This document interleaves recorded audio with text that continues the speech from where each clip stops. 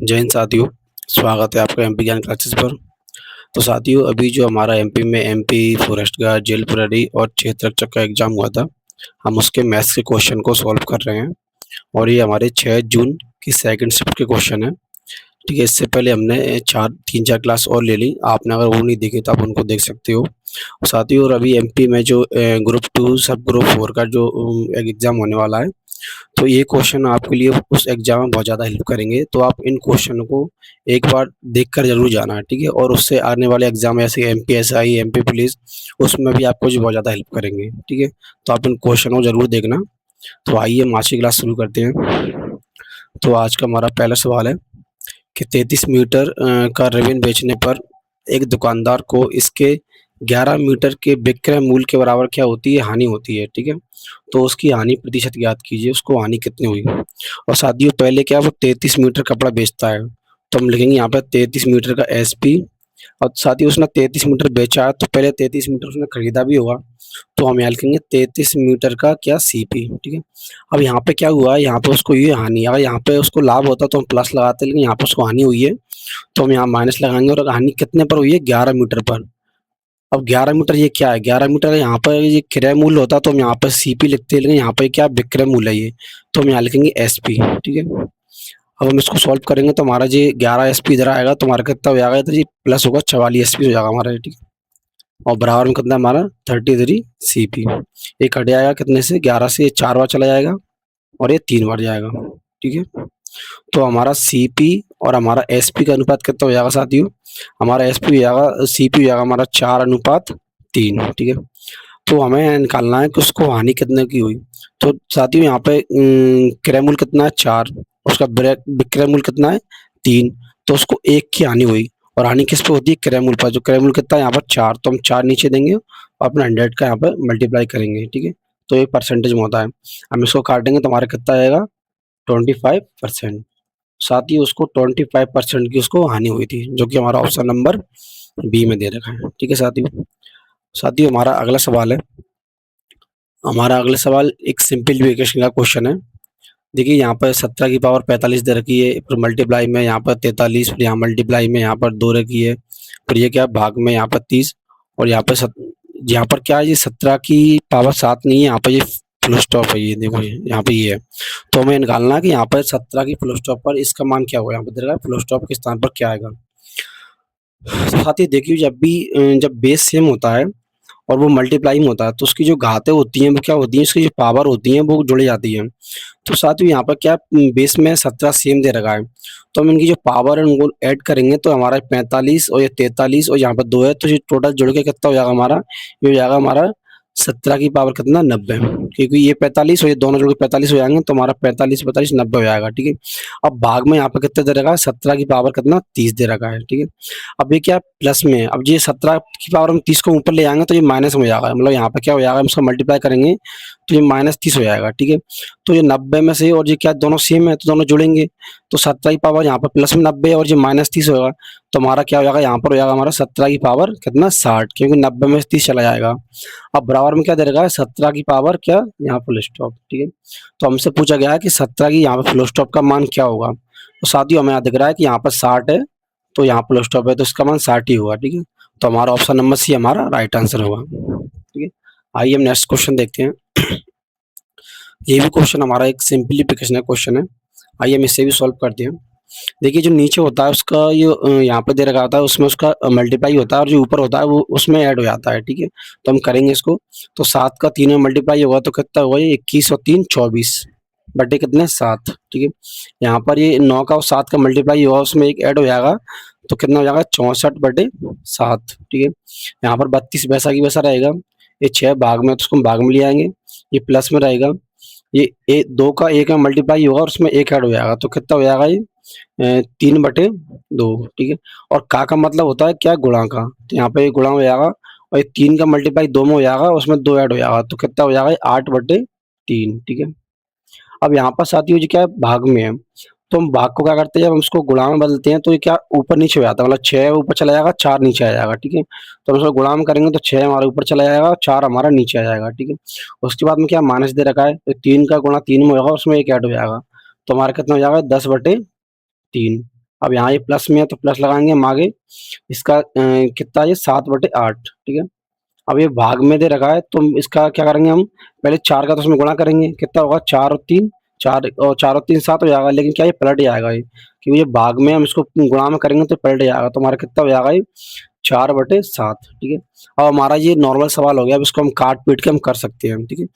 तो हम यहाँ पर देखते हैं, सॉरी साथी, यहाँ पर थोड़ी गलती हुई हमसे, यहाँ पे क्या होता, यहाँ पे ये 64 यहाँ पे क्या होता 7 होता, क्योंकि वो यहाँ पर भाग में है ना तो ये बदल जाता। तो यहाँ पे कितना हो जाएगा ये 7/64, ठीक है। अब देखिए साथियों, 7 से 7 कट जाएगा, ये 32 से आएगा कितनी बार, 2 बार, ठीक है। अब ये 6 दूनी 12 से कटते हुए कट जाएगा 2 बार। तो हमारा इतना सॉल्व करने पर हमारा कितना आ जाएगा, 2 आ जाएगा, ठीक है। अब यहाँ प्लस में लगाएंगे हम, तो हमारा ये यहाँ से ये 3 से चला जाएगा कितनी बार, 2 बार, ठीक है। और 4 दूनी 8 से हमारा 8 कट जाएगा, तो हमारा कितना हो जाएगा प्लस का 6, ठीक है साथियों। अब यहाँ क्या दे रखा है, माइनस, और यहाँ पर ये 4 से जाएगा 2 बार, 7 से चला जाएगा कितनी बार, 7 से कट जाएगा पूरा। तो हमारा यहाँ पे क्या है, ये कितना हो जाएगा हमारा, यहाँ पर हो जाएगा हमारा 1/2, ठीक है। और यहाँ माइनस में कितना दे रखा है, 10/3 और प्लस 1/2, ठीक है। अब हम इनका एलसीएम लेंगे तो हमारा एलसीएम कितना आएगा, 6, और 6 का मल्टीप्लाई इसमें होगा तो कितना हो जाएगा 12, यहाँ पर हमारा 6 का मल्टीप्लाई होगा तो कितना हो जाएगा हमारा 36, और माइनस यहाँ पर 2 हो जाएगा तो 20, प्लस यहाँ पे 3 हो जाएगा, ठीक है, बटे में 6 हो जाएगा, ठीक है। अब हम इसको जोड़ेंगे तो ये हमारा प्लस प्लस के जोड़े जाते हैं और माइनस के घटते हैं, तो 12 और 36 कितना हो जाएगा 48, और 3 कितना हो जाएगा 51, ठीक है। तो हमारा आगे हो जाएगा कितना 51 माइनस 20 बटे कितना 6, ठीक है। आगे सॉल्व करेंगे तो हमारा कितना आएगा 31/6, जो कि हमारा फाइनल आंसर होगा। जो कौन से ऑप्शन में दे रखा है, ऑप्शन नंबर डी में दे रखा है साथियों, ठीक है। तो इस टाइप से सवाल सॉल्व होते हैं। आप एक बार इसको एक बार अच्छे से देखना, तो आपको ये करने में बहुत आसानी होगी, ठीक है साथियों। आइए हम नेक्स्ट क्वेश्चन देखते हैं। हमारा अगला सवाल है कि 32 क्रमिक प्राकृतिक संख्याएं हैं। पहली 13 संख्याओं का औसत x है और अगली 19 संख्याओं का औसत क्या होगा। तो देखिए साथियों, मैं आपको बताऊं कि जैसे कि यहाँ बोला गया है कि 32 क्रमिक संख्याएं, मतलब कि पहले ऐसे मान लो 1 है, फिर दूसरी 2 है, फिर तीसरी 3 है, मतलब ऐसे दे रखी है। अब ऐसा नहीं है कि 1 से चालू हो गई, यहाँ पर कुछ भी हो सकता है। मान लो उन्होंने 12 से चालू की हो, उन्होंने 24 से चालू की हो, यहाँ पे कुछ भी हो सकता है। तो हम संख्याओं कैसे मानेंगे हम, मैं आपको बताऊं संख्याओं को मानेंगे। मान लेते हैं पहली संख्या हमारी n है, ठीक है। हमारी दूसरी संख्या कितनी हो जाएगी n+1, हमारी तीसरी होगी n+2। ऐसी ही हमारी संख्या लास्ट जाएंगे, हमारी कितनी हो जाएगी लास्ट वाली संख्या, हमारी लास्ट वाली संख्या होगी n प्लस कितनी 31। हमारी टोटल 32 संख्या हो जाएंगी। यहाँ से हम जोड़ेंगे, गिनेंगे यहाँ तक 31 तक, तो हमारी टोटल 32 संख्या हो जाएंगी, ठीक है साथियों। अब यहाँ पे क्या दे रखा है कि पहली 13 संख्याओं का औसत कितना x। तो पहली 13 संख्या कितनी कौन कौन सी होंगी, तो पहली तो हमारी होगी क्या n, तो हमारी दूसरी हो जाएगी कितनी n+1, और हमारी जो 13वीं संख्या होगी वो हमारी होगी कितनी n प्लस कितनी 12। तो ये हमारी पहली 13 संख्या हो जाएंगी n+12। लेकिन साथियों हमें मालूम है कि जब भी विषम संख्या होती हैं और संख्या क्रम में लगी होती हैं, तो उनके जो बीच का होता है वो उनका औसत होता है। तो इनका बीच का कौन सा मान होगा, तो उनका वो औसत होगा। तो इनके बीच का मान कितना आएगा, तो यहाँ पे कितनी है 13 संख्याएं, तो 6 संख्याएं इधर होंगी और 6 संख्याएं इधर होंगी, ठीक है। और बीच में जो संख्या आएगी वो हमारी इनका औसत होगा। तो बीच में कौन सी संख्या आएगी, देखो एक जो आएगी, दूसरी, फिर n+2, फिर n+3, n+4। तो हमारी जो 7वीं संख्या आएगी वो हमारी कितनी आएगी, 7वीं संख्या आएगी हमारी कितनी n+6, ठीक है। तो 13 संख्याओं का औसत कितना होगा n+6, और जिनका औसत कितना दे रखा है x। तो 13 संख्याओं का औसत n+6 होगा, वो हमारा दे रखा है कितना x, ठीक है साथियों। अब हम आगे देखते हैं। अब आगे बोला गया है कि अगली 19 संख्याओं का औसत क्या होगा, ठीक है। तो हमें 19 संख्याओं का औसत निकालना है। तो हम आगे क्या करेंगे हम, कि देखो हमारी 13 संख्या तो हमारी हो गई।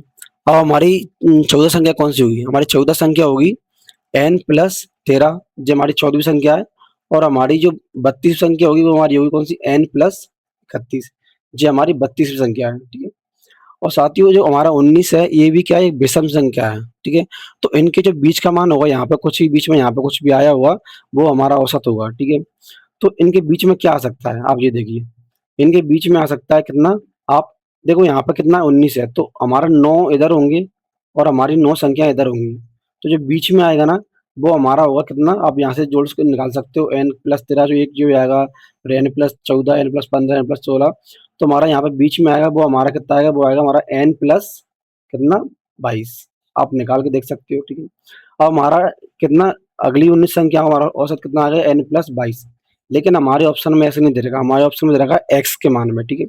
और हम क्या करेंगे, हमारा यहाँ पे निकला था n प्लस 6 का मान कितना x था, तो हम n बराबर क्या करेंगे, हम x माइनस 6 कर देंगे हम, ठीक है।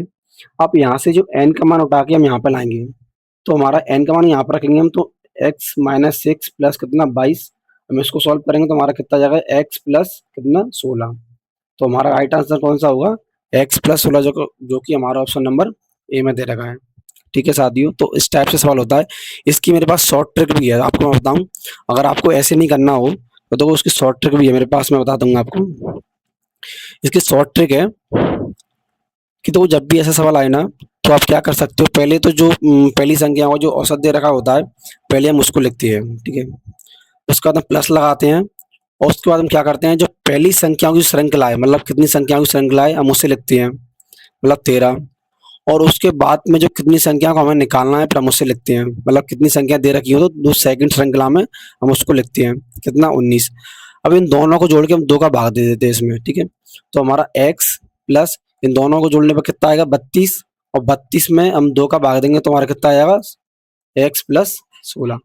तो इसकी जो शॉर्ट ट्रिक है, आप ऐसे भी कर सकते हो, और आप अगर बेसिक से सीखना होता तो मैंने इससे पहले कराया था, आप उससे भी कर सकते हो, ठीक है। तो इसका आप ऐसे करोगे तो भी इसका आंसर यही आएगा, और आप मैंने इससे पहले बताया था, आप उस टाइप से करोगे तो उसका आंसर भी यही आएगा, ठीक है। आइए हम नेक्स्ट क्वेश्चन देखते हैं। तो ये भी हमारा एक परसेंटेज का क्वेश्चन मान लो इसे, या सिंप्लीफिकेशन क्वेश्चन मान लो। तो हम इसको सॉल्व करते हैं। देखो पहले हमें क्या दे रखा, 16 इंटू कितना, एक सेकेंड साथी, इंटू में दे रखा है हमें कितना, 48। यहाँ कितना होता है, ये देखो का मतलब होता है गुणा, ठीक है। और 33.33% की वैल्यू होती है, फ्रैक्शन वैल्यू होती है कितनी, 1/3, ठीक है। माइनस में कितना दे रखा है, 176, और ये पूरा किस में है, कोष्टक में है, ठीक है। यहाँ भाग दे रखा है, तो भाग हम यहाँ पर नीचे लिख सकते हैं इसको 4 से, और प्लस में कितना दे रखा है यहाँ पर, ये 65, ठीक है। फिर से यहाँ पर वो है कोष्टक, और यहाँ पर ये क्या है, का मतलब होता है गुणा, और यहाँ पर 6/5, ठीक है। अब हम इसे सॉल्व करेंगे तो ये कितने चला जाएगा हमारा, 3 से कितने जाएगा हमारा, ये 16 बार, ठीक है। अब 16 का गुणा 16 में हो तो कितना होता है, ये होता है 256 माइनस 176 बटे कितने 4, ठीक है। तो इनको हम माइनस करेंगे तो हमारा कितना आएगा, ये पहले हम इसको सॉल्व कर रहे हैं, ठीक है। हमारे इसको अंदर, इसको हम बाद में कर देखेंगे। तो 6 में से 6 जाएगा तो 0 बचेगा हमारा, ठीक है। 15 में से जाएगा तुम्हारा 8 हो जाएगा, तुम्हारा 80 हो जाएगा यहाँ पे, और 80 में 4 का भाग जाएगा तो कितना हो जाएगा हमारा 20, ठीक है। तो हमारा इतने को सॉल्व करे हुए हमारा कितना आ जाएगा 20, ठीक है साथियों। इसको मैं मिटा देता हूँ थोड़ा। हमारा इतने सॉल्व करने पर कितना आ जाएगा, 20 आ जाएगा हमारा, ठीक है। प्लस में कितना दे रखा है, 65, और आगे कितना दे रखा है, 6/5, ठीक है। इन दोनों को जोड़ेंगे तो कितना हमारा 85 इंटू 6/5, 5 से कटेगा कितनी हो जाएगा 17, और 17 का 6 में गुणा होगा तो कितना हो जाएगा 102, जो कि हमारा सही आंसर होगा, ऑप्शन नंबर सी में दे रखा है, ठीक है साथियों। तो इस टाइप से सवाल होते हैं, ये सवाल मतलब दिखने में थोड़े टफ लगते हैं, पर बहुत इजी सवाल होते हैं आप करो तो, ठीक है। आइए हम नेक्स्ट क्वेश्चन देखते हैं। तो हमारा अगला सवाल है कि रणवीर ने कार के क्रय मूल्य पर 50% छूट के साथ, छूट के बाद एक कार खरीदी, ठीक है।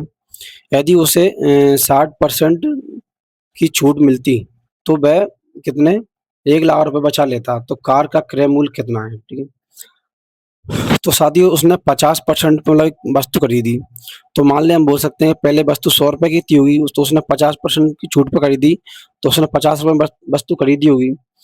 उसके बाद में क्या बोला गया कि उसने वस्तु अगर 60% में खरीदी होती, तो मान लो अगर वस्तु पहले 100 रुपए की थी, अगर उसने 60% में खरीदी होती वस्तु, तो कितने में खरीदी थी उसने, 40 में, क्योंकि 100 में से 60 चला जाएगा तो कितना बचेगा 40। अब आगे क्या बोला गया कि तो उसे 1 लाख रुपए का लाभ होता है, तो यहाँ पे पहले क्या 50 रुपए में वस्तु खरीदी उसने, अब उसको 60% की छूट मिली तो उसने 40 रुपए में वस्तु खरीदी, तो उसको कितना रुपए का लाभ हुआ यहाँ पर 10 रुपए का, ठीक है। और 10 रुपए की कितनी वैल्यू दे रखी है, 1 लाख रुपए, ठीक है। हम इसको काटेंगे तो हमारा एक का मान कितना आ जाएगा, हमारा एक का मान आ जाएगा कितना, 10,000, ठीक है। अब आगे क्या बोला गया है, तो उस कार का क्रय मूल्य क्या है, और दोस्तों कार का क्रय मूल्य कितना था 100 रुपये। हम 100 में इसका मल्टीप्लाई कर देंगे तो हमारा कितना आएगा, इसमें 100 में मल्टीप्लाई करेंगे हमारा इस कितने का 10,000 का, तो हमारा कितना आएगा 10 लाख। ठीक है, 10 लाख रुपए जाएगा हमारा। ठीक है, जो कि हमारा ऑप्शन नंबर बी में दे रखा है साथी। ठीक, हमारा अगला क्वेश्चन है कि 15 वयस्क और 20 गैर वयस्क मिलकर एक काम को 4 दिन में पूरा कर सकते हैं, जबकि 6 वयस्क और 4 गैर वयस्क उसी काम को 15 दिनों में पूरा कर सकते हैं। तो एक वयस्क अकेले उस काम का 80% भाग कितने दिनों में पूरा करेगा। तो आइए हम देखते हैं 15 वयस्क, ठीक है, और कितना है 20 गैर वयस्क। ठीक है, तो हम यहाँ पे इसको मैं क्या होता है मैच्योर मान लेते हैं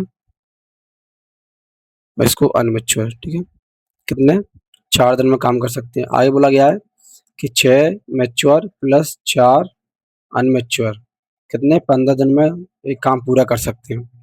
तो हम इसे सॉल्व करेंगे तो यहाँ पे कितना हो जाएगा 60 मैच्योर प्लस कितना हो जाएगा 80 अनमेच्योर बराबर कितना हो जाएगा 15 छक्के 90 मैच्योर प्लस 15 चौक 60। ठीक है, अब हम एक काम करते हैं जी 60 एम को इधर ले आते हैं और इधर 60 एम यू को इधर ले आते हैं। ठीक है, तो हम इधर लाएंगे इसको तो हमारा कितना हो जाएगा जी, यहाँ पे हो जाएगा 20 यू बराबर कितना हो जाएगा हमारा ये 30 एम। ठीक है, तो हम u और m का रेशो लेंगे तो हमारा कितना आएगा, हमारा आएगा 3/2। ठीक है, अब साथ ही ये तो इनको क्या है, इनकी क्षमता आ गई कि नहीं, क्षमता कितनी है। अब हमें टोटल काम निकालना है, टोटल काम करना है, तो हम क्या करते हैं इन दोनों में से किसी एक में दोनों की क्षमता रख के हम टोटल काम निकाल सकते हैं। टोटल काम करना है तो हम क्या करते हैं, हम इसमें इसका मान रख लेते हैं। ठीक है, तो देखो 6 m की वैल्यू कितनी है 2 और u की वैल्यू कितनी रखी है 3, तो हम 6 इंटू 2 प्लस 4 इंटू 3 और कितना ये 15 हो जाएगा यहाँ पर। तो कितना होगा हमारा 6 दूनी 12 प्लस 6 दूनी 12 कितना हो जाएगा हमारा 24 और 24 में 15 का हम गुणा करेंगे तो हमारा कितना आएगा ये 6 बचेगा यहाँ पर 360। ठीक है, तो हमारा टोटल काम कितना है 360 और क्वेश्चन में बोला गया कि उसके एक वयस्क अकेले उस काम का 80% भाग कितने दिन में पूरा कर सकता है। तो पहले हमारा टोटल काम कितना है 360, तो 360 का पहले हम 80% निकालेंगे और 80% कितना होगा हमारा 4/5 हो जाएगा, तो 5 का उसमें भाग देंगे और ये कितना है 2 है, तो कितना होगा टोटल काम 80% कितना होगा 8 और 28। अब साथियों बोला गया है कि इसमें एक वयस्क अकेले उस काम को कितने दिनों में करेगा। तो वयस्क कितना है, एक वयस्क 2 काम कर सकता है एक दिन में। ठीक है, तो कितने दिनों में 228 काम वो करेगा, सॉरी 288 काम कितने दिनों में करेगा। तो हम इसमें 2 का भाग देंगे तो वो इसको 144 दिन में टोटल काम का 80% काम 144 दिन में पूरा कर सकता है, जो कि हमारा ऑप्शन नंबर सी में दे रखा है साथियों। ठीक है, आइए हम नेक्स्ट क्वेश्चन देखते हैं। हमारा देखो जो क्वेश्चन है हमारा ये भी थोड़ा सिंप्लीफिकेशन टाइप का ही क्वेश्चन है, आइए हम इसे सॉल्व करते हैं। तो यहाँ दे रखा है 1.5, इसको हम लिख सकते हैं 15/10, तो हमारा काटे कितना हो जाएगा 3/2, इसको मैं ऐसे लिख सकती हूँ। ठीक है, यहाँ पे कितना ये सी इंटू, क्यों यहाँ पे का लगा है तो का मतलब होता है गुणा, और 90% की वैल्यू होती है 9/10। ठीक है, हाई क्या दे रखा है कि ये यहाँ पे कॉमा लगा हुआ है तो डी के 120% के बराबर है, मतलब कि यहाँ बराबर लगाएंगे और डी का मतलब 120 कितना हो जाएगा 12/10। ठीक है, अब हम इसको काट देंगे 10 से 10 कट जाएगा। ठीक है, ये 3 से जाएगा 12 कितनी बार 4 बार।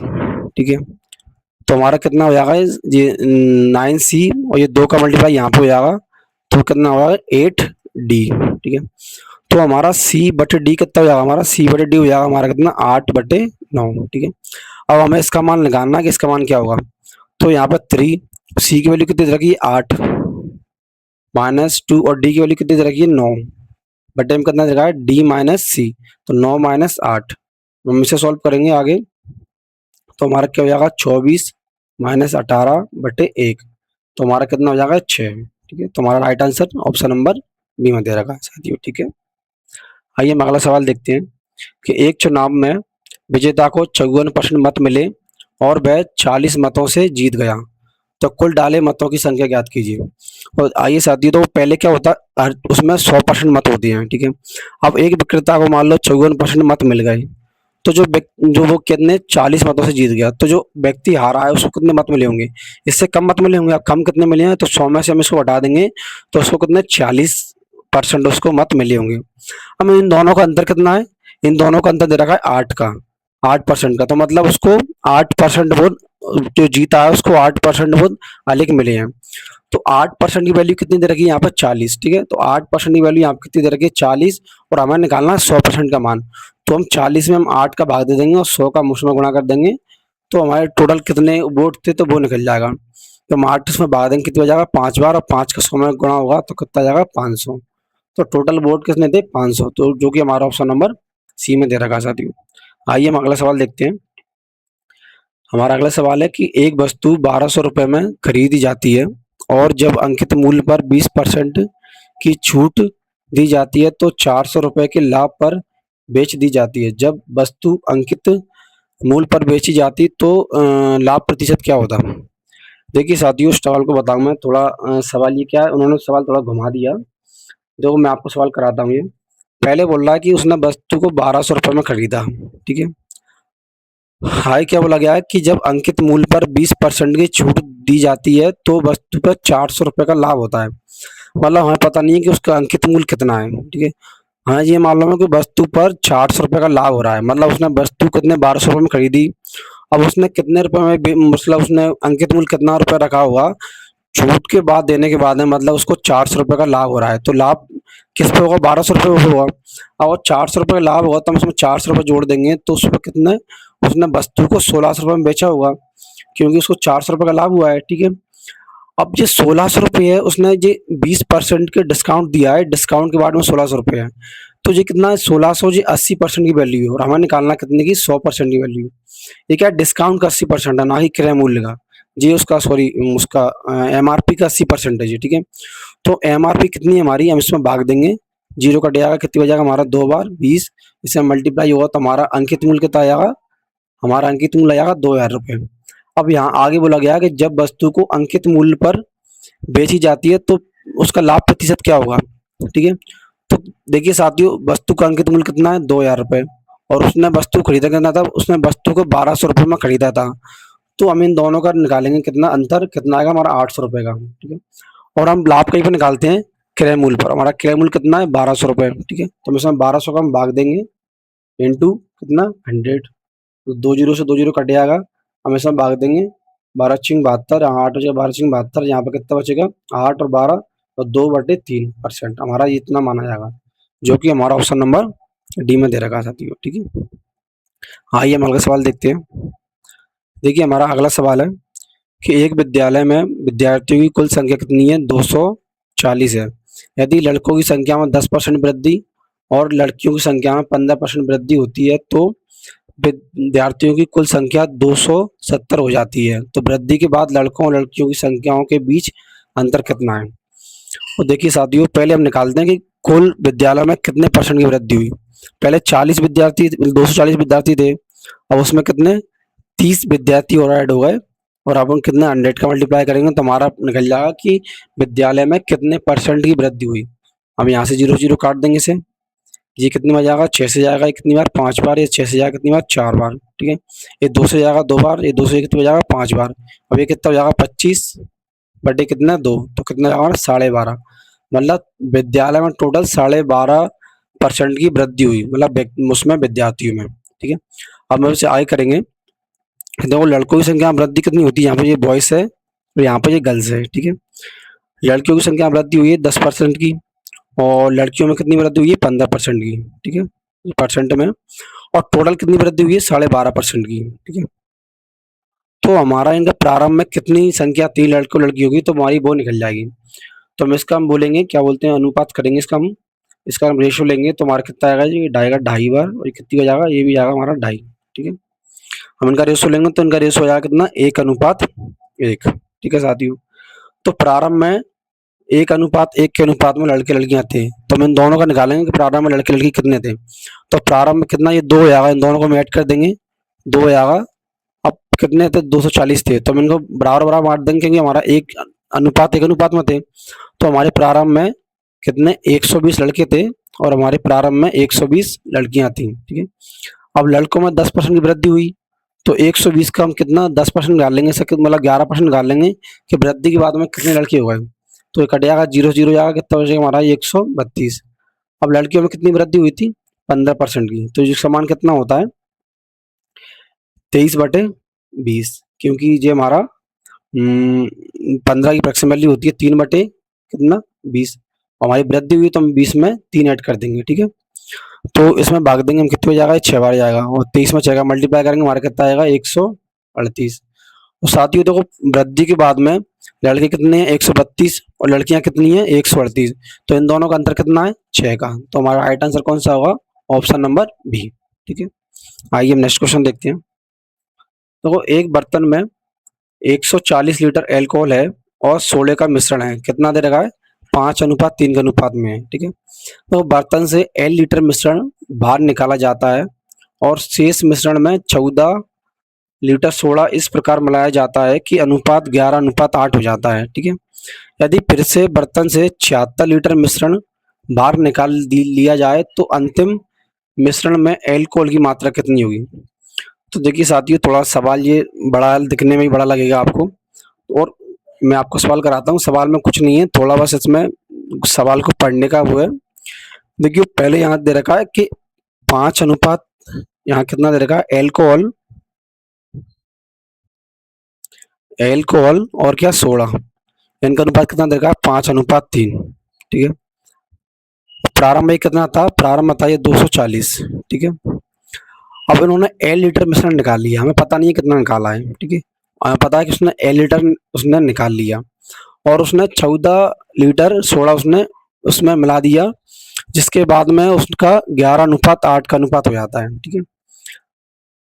तो साथियों देखो, पहले हम यहाँ पर देखते हैं कि 240 था, दोनों को जोड़ेंगे तो उसमें पहले एल्कोहल कितना था और सोडा कितना था, तो इन दोनों को जोड़ने पर कितना हो रहा है 8, ठीक है। और उसमें हम 8 का 240 में भाग देंगे तो हमारा कितना आ जाएगा, हमारा आएगा 30, ठीक है।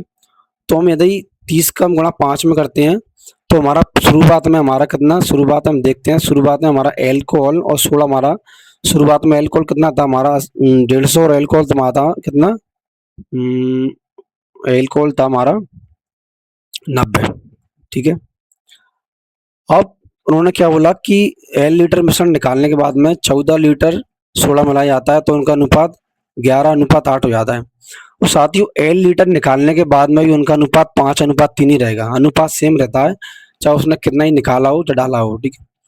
तो उनका अनुपात यही रहेगा, मतलब L लीटर निकालने के बाद में यही सेम अनुपात है, और उसके बाद में 14 लीटर उन्होंने मिलाया तो उनका अनुपात कितना हो गया 11:8। लेकिन यहाँ पर आप ये देखिए कि उन्होंने यहाँ पर 14 लीटर सोडा मिलाया था, यहाँ पर एल्कोहल तो नहीं मिलाया, तो हमारा एल्कोहल हम सेम करेंगे दोनों, यहाँ पर यहाँ भी एल्कोहल सेम करेंगे, यहाँ भी एल्कोहल सेम करेंगे, क्योंकि उन्होंने एल्कोहल को छेड़ा नहीं है, उन्होंने ओनली उसमें सोडा मिलाया है। तो यहाँ पर क्या है 5 है, यहाँ पर क्या है 11, तो हम दोनों को बराबर करेंगे तो इसमें हम 11 का मल्टीप्लाई करेंगे और इसमें हम 5 का मल्टीप्लाई करेंगे, तो हमारा कितना हो जाएगा ये, हम यहाँ पर कर लेते हैं नीचे। तो यहाँ हो जाएगा 55 अनुपात कितना 33, और यहाँ पर कितना होगा हमारा 55 अनुपात कितना हो जाएगा हमारा 40, ठीक है। तो इन दोनों का अंतर कितना आएगा 7 का, ठीक है। जो कि हमारी इन्होंने क्या बोला था 16-14 लीटर मिलाया है, तो 7 की वैल्यू कितनी है 14, तो हमारा एक का मान कितना आएगा 2, ठीक है।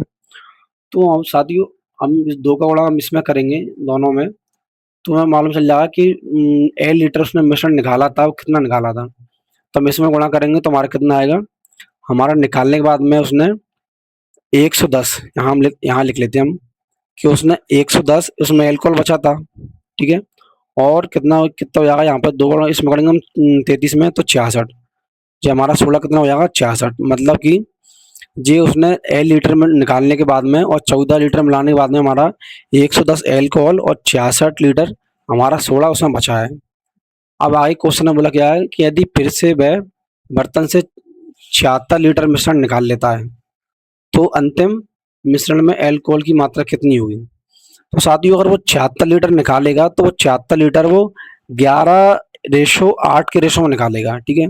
तो वो कितना कितना निकालेगा तो हम देखते हैं, हम 76 में हम इन दोनों को जोड़ के भाग देंगे, 11 और 8 को जोड़ के तो कितना आएगा हमारा 19 हो जाएगा, तो 19 का भाग देंगे इसमें हम, तो हमारा कितना आएगा 4 बार जाएगा, ठीक है। तो साथियों हम 4 में 11 में 4 गुणा करेंगे तो कितना 44, ठीक है, और 8 में गुणा करेंगे तो कितना 32, ठीक है। तो वो 44 एल्कोहल निकालेगा और 32 सोडा निकालेगा, जब जाके वो कितना होगा 76 होगा।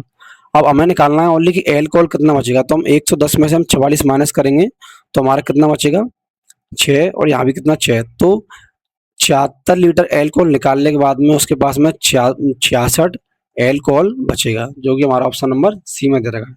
तो साथियों सवाल थोड़ा उसने घुमा के दिया था, पर सवाल बहुत इजी था, ऐसा नहीं कि सवाल कर नहीं सकते थे, ठीक है, सवाल इजी था। तो आप इसको एक बार और अच्छे से देख लेना, तो आपको अच्छी तरह समझ में आ जाएगा, ठीक है। आइए हम नेक्स्ट सवाल देखते हैं। हमारा अगला सवाल है कि ए एक काम को 70 दिनों में कर सकता है, मतलब ए एक काम को 70 दिन में कर सकता है, ठीक है, और बी ए से 40% अधिक दक्ष है, मतलब कि उसकी इफिशियंसी की बात कर रही हो। तो हम यहाँ ए और बी की हम इफिशियंसी निकालेंगे, तो क्या बी ए से 40% दक्ष है, तो मतलब हम यहाँ पर ए को 5 और बी को हम 7 लिख सकते हैं, क्योंकि 40% की फ्रैक्शन वैल्यू होती है कितनी 2/5। तो जो ए कितना हो जाएगा 5, और उसमें हम 2 और ऐड कर देंगे तो कितना हो जाएगा 7, क्योंकि बी हमारा 5 से 2 अधिक है, यहाँ बोला गया ना 40% अधिक है, तो 40 मतलब 2 अधिक है वो, ठीक है। तो हमारी ये 5 और 7 का रेशो हो जाएगा। लेकिन ए रेशो का क्या इनकी इफिशियंसी का, ए रेशो इनकी इफिशियंसी का रेशो है। अगर हम इसको बदल देते हैं तो हमारा आएगा टाइम का रेशो, ठीक है। तो 7 अनुपात कितना 5, ये हमारा टाइम का रेशो आ गया। लेकिन यहाँ दे रखा है कि ए 70 दिनों में काम कर सकता है, तो बी द्वारा काम को पूरा करने में कितने दिन लगेंगे। तो 7 की वैल्यू कितनी दे रखी है, यहाँ पर 70 दे रखी है, ठीक है। वो कितने गुना है, ये 10 गुना है। अब तो 10 का गुणा हम कितने में करेंगे 5 में कर देंगे, तो कितने 50 दिनों में बी पूरा काम कर सकता है, जो कि ऑप्शन नंबर सी में दे रखा है, ठीक है साथियों। आइए हम नेक्स्ट सवाल देखते हैं। हमारा अगला सवाल है, ये भी हमारा एक सरलतम करना है इसको, मतलब ये भी हमारा सिंप्लीफिकेशन क्वेश्चन है। देखिए मैं सवाल आपको कराता हूँ बहुत सिंपल तरीके से। देखिए यहाँ दे रखा है अंडर रूट में कि 109 माइनस 36√7, ठीक है, प्लस अंडर रूट 71 इधर कोष्टक में दे रखा है 3, ये रूट में कितना 11 है। ये क्या मैंने एआई से बनवाया, तो उन्होंने एआई कुछ भी कर दिया, यहाँ पर अंदर 11 दे रखा है, यहाँ भी ये 11 है और यहाँ पर भी 11 है, ठीक है, और यहाँ से, ठीक है। अब साथियों मैं आपको बताऊं, आप हम इसको पहले हम इसे सॉल्व करेंगे, ठीक है। इसको सॉल्व करने पर क्या आएगा, तो साथियों आप ये देखो अंडर रूट में 109 है, तो हम इसको 109 को हम क्या कर सकते हैं, हम इसको 81, ठीक है, मतलब इसको हम 81 और प्लस हम कितना, इसको हम 4 इंटू, सॉरी 4 नहीं, इसको हम 2 लिख लेते हैं। हम इसको 2 इंटू 7 का इसको वर्ग हम लिख सकते हैं, ठीक है। आगे माइनस लग जाएगा, हम इसको यहाँ कितने लिख सकते हैं 2 इंटू 9 इंटू 2, हम इसको ऐसे लिख सकते हैं, ठीक है। इससे गुणा करने पर हमारा कितना आएगा 36√7 आ जाएगा, ठीक है। तो आप देखिए कि यहाँ पर जो 81 9 होता है, तो ये 9 माइनस √2 7 का हमारा होल स्क्वायर बनना है, ठीक है। तो होल स्क्वायर से हमारा ये रूट कट जाएगा, ठीक है। तो इसको सॉल्व करने पर हमारा रूट कट जाएगा, तो इस पूरे को सॉल्व करने पर हमारा कितना आ जाएगा 9 माइनस 2√7, ठीक है। इस पूरे को सॉल्व करने पर हमारा ये निकल जाएगा, ठीक है साथियों। अब हम अगला सवाल वो सॉल्व करेंगे कि इसको सॉल्व करने पर क्या आएगा, इस पूरे को सॉल्व करने पर, ठीक है। तो साथियों जो हमारा 71 दे रखा है, ठीक है, इसको छोड़िए आप, जो हमारा इनसे हर में दे रखा है 3√11 माइनस 2√7, तो हम इसका अगर इसका हम पक्षांतर करेंगे, इसका हम जो क्या बोलते हैं पक्षांतर ही बोलते हैं हिंदी में, तो 71 3√11 प्लस 2√7, ठीक है। अगर इसका हम करेंगे तो ये कितना हो जाएगा 2√11 माइनस 2√7, तो क्या होता है मल्टीप्लाई में करते हैं हम, और इसका जो जो इसका चिन्ह होता है बीच में वो बदल जाता है, तो क्या दोनों साइड प्लस का हो जाएगा, ये ऊपर भी प्लस का गुणा हो जाएगा उसमें, और 2√7, और सेम नीचे भी यही होगा, ठीक है, प्लस 2√7, ठीक है। अब आप यहाँ पे ये देखिए कि ये 3√11 माइनस 2√7, और यहाँ पे क्या दे रखा है 3√11 प्लस 2√7। तो साथियों ये आपको दिख रहा है ना कि ये A square minus B square formula बन रहा है नीचे वाला, ठीक है। और आप ऊपर देखिए ये 3√11 प्लस 2√7, ये दोनों इसका वर्ग बन रहा है दोनों का, ठीक है। तो हम इसको आगे सॉल्व करेंगे, देखो हमारा ऐसे हो जाएगा ये 71 अंडर रूट में यहाँ पे ये कोष्टक में 3√11 प्लस 2√11 का हमारा ये होल स्क्वायर हो जाएगा। ठीक है, अब इसको आप नीचे सॉल्व करोगे इसको दोनों को, तो ये कितना हो जाएगा 3 × 11, सॉरी यहाँ पे 9 हो जाएगा, 9 × 11 माइनस 4 × 7, तो ये हमारा कितना हो जाएगा, इसको सॉल्व करेंगे हम तो 71 पूरा अंडर रूट में है। और इसका ये अंडर रूट से अभी काटेंगे, उसको हम ऐसे रहने देते हैं एक सेकंड। ये 11 प्लस 2√7 का होल स्क्वायर, फिर इसको हम काटेंगे तो यहाँ पे कितना हो जाएगा 99, और यहाँ कितना हो जाएगा हमारा 28। इसको हम काट माइनस करेंगे तो हमारा कितना आएगा 71, तो 71 से 71 कट जाएगा और इससे ये पूरा कट जाएगा। ठीक है, रूट से स्क्वायर से रूट कट जाएगा, तो इस पूरे को सॉल्व करने पर हमारा कितना आएगा, इस पूरे को सॉल्व करने पर हमारा आएगा कितना, प्लस 3√11 प्लस 2√7। ठीक है, तो इसको हम आई को सॉल्व करेंगे, हमारा क्या होगा। ठीक है,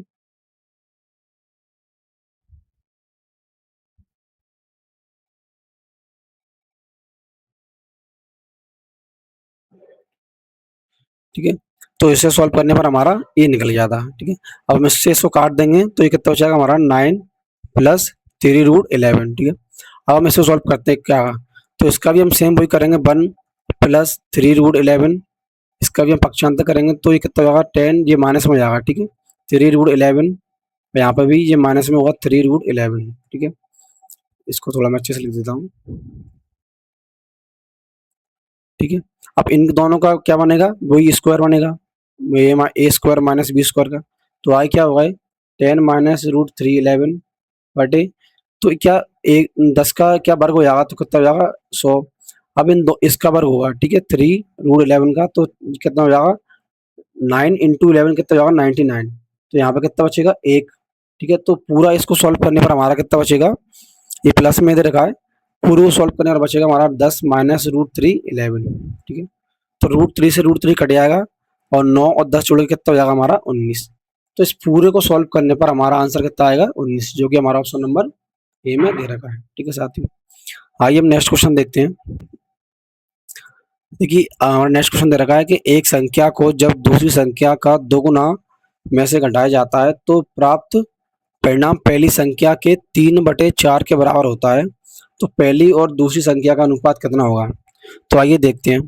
हम मान लेते हैं हमारी पहली संख्या x है और दूसरी संख्या हमारी कितनी है y है। ठीक है, तो क्या बोल रहा है कि जब एक संख्या को दूसरी संख्या के दोगुने में से हटाया जाता है, मतलब हम 2y में से अगर हम x माइनस करते हैं तो हमारा कितना आता है, पहली संख्या के 3/4 के, मतलब x का मान कितना होगा, x का मान होगा 3/4, मतलब पहली संख्या हमारी कितनी थी x, तो पहली संख्या के 3/4 होता है, 3/4 के बराबर होता है। ठीक है, अब इसको हम सॉल्व करेंगे तो हमारा 4 का मल्टीप्लाई इधर हो जाएगा, तो 4 दूनी 8y माइनस 4x बराबर 3x हो जाएगा। ठीक है, हम इसको आगे सॉल्व करेंगे तो हमारा ये 3 है, वो -4 है, इधर आ जाएगा तो 7 हो जाएगा हमारा। ठीक है, तो 8y बराबर कितना 7x, तो हमारा x अनुपात y कितना हो जाएगा हमारा 8:7, जो कि हमारा ऑप्शन नंबर सी में दे रखा है। ठीक है साथियों, आइए हम नेक्स्ट क्वेश्चन देखते हैं। साथियों आज से हमारे जो जितने भी सवाल थे पूरे हुए, तो आप इन क्वेश्चनों को अच्छे से देख कर जाना, क्योंकि अभी एमपी में ग्रुप 2 और सब ग्रुप 4 की वो नोटिफिकेशन आ चुका है और उसका एग्जाम, उसके एग्जाम में ओनली 45 दिन बचे हैं। तो आप इन क्वेश्चनों को अच्छे से देखना, क्योंकि इस टाइप के क्वेश्चन उसमें आने वाले हैं। ठीक है, और आगे भी एग्जाम आने वाले हैं जैसे कि एमपी पुलिस, एमपीएसआई, तो आप इनको अच्छे से देख कर जाना है। ठीक है।